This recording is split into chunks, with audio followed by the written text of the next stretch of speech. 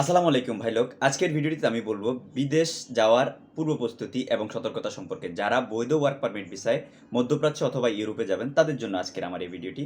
তার আগে প্রবাস এবং প্রবাসী রিলেটেড নিত্য নতুন তথ্য এবং আপডেট পেতে আমার চ্যানেলটি সাবস্ক্রাইব করে আমার সাথে যুক্ত থাকার বিশেষ অনুরোধ রইল। আর যারা আমার চ্যানেলটি সাবস্ক্রাইব করে আমার সাথে যুক্ত হয়েছেন, আমার এই চ্যানেলটিকে 12,000 সদস্যের একটা পরিবারের রূপ দিয়েছেন, তাদের সাথে আমি তাদের প্রতি আন্তরিক কৃতজ্ঞতা এবং মোবারকবাদ জানাচ্ছি। আপনারা এইভাবেই যদি আমার সাথে যুক্ত থাকেন, আমাকে উৎসাহ দেন, তাহলে আমি প্রবাস এবং প্রবাসীদের উপকারে আসে এই ধরনের ভিডিও আমি আরও প্রতিনিয়ত দিয়েই থাকব জনস্বার্থে।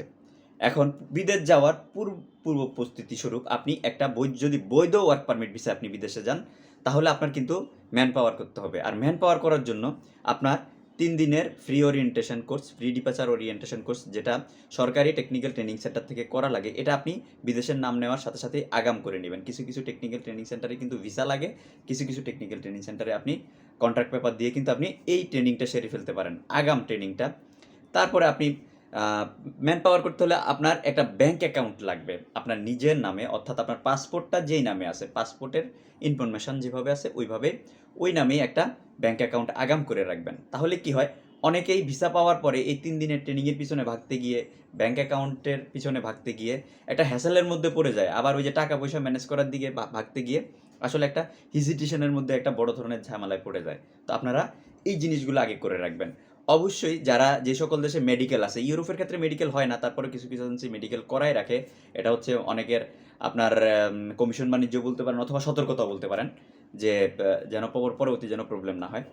তো এই মেডিকেলগুলো যারা করে, আর এগুলো তো গেল বাদ দিলাম, কিন্তু বিশেষ করে আপনার যেগুলো গামকা মেডিকেল বা গালফভুক্ত দেশগুলোতে যাওয়ার ক্ষেত্রে যে মেডিকেলটা বাধ্যবাধকতামূলক আছে, এই ফাইনাল মেডিকেলটা করার আগে আপনি একটি টেস্ট মেডিকেল, নর্মাল মেডিকেল আপনার এলাকা থেকে করে নেবেন। তাহলে আপনার সুবিধা হলো, আপনার যদি রক্তের কোনো সমস্যা থাকে, আপনার যদি আপনার এক্স-রে কোনো সমস্যা থাকে, এগুলোর জন্য কিন্তু আপনি আগে থেকে সতর্কতামূলক মেডিকেলের আগে আপনি কিছু ঔষধ খেয়ে নিলে কিন্তু এটা রিকভার হয়ে যাবে।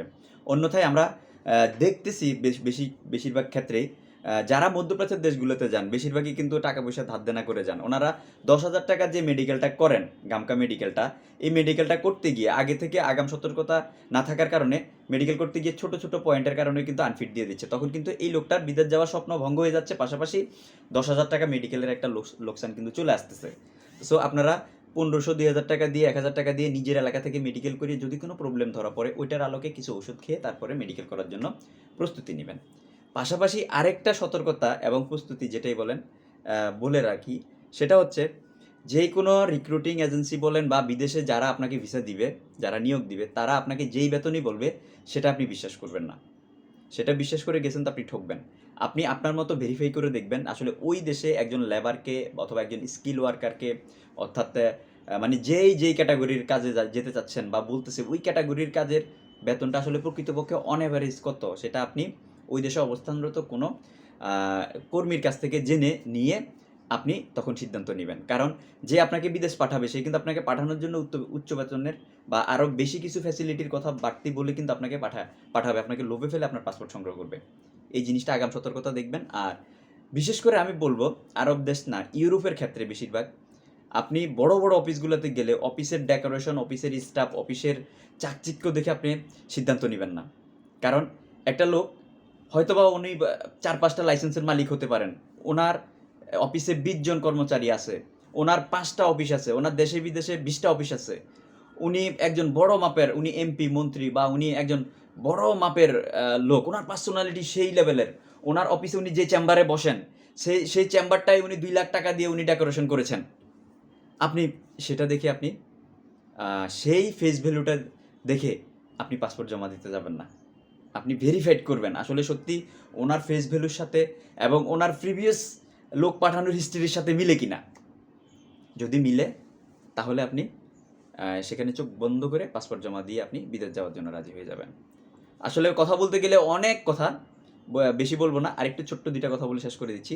সেটা হচ্ছে আপনি বিদেশ যাওয়ার আগে যে কোনো একটা কাজ শিখে যাবেন, হোক সেটা কপি বানানোর কাজ, হোক সেটা কনস্ট্রাকশনের রঙের কাজ, হোক সেটা ইট গাঁথুনির কাজ, হোক সেটা ইলেকট্রিশিয়ানের হেল্পারের কাজ, হোক সেটা প্লাম্বারের কাজ, হোক সেটা প্লাস্টারের কাজ, হোক সেটা টাইলস লাগানোর কাজ, হোক সেটা ড্রাইভিং, কোনো না কোনো একটা কাজ আপনি শিখে যাবেন।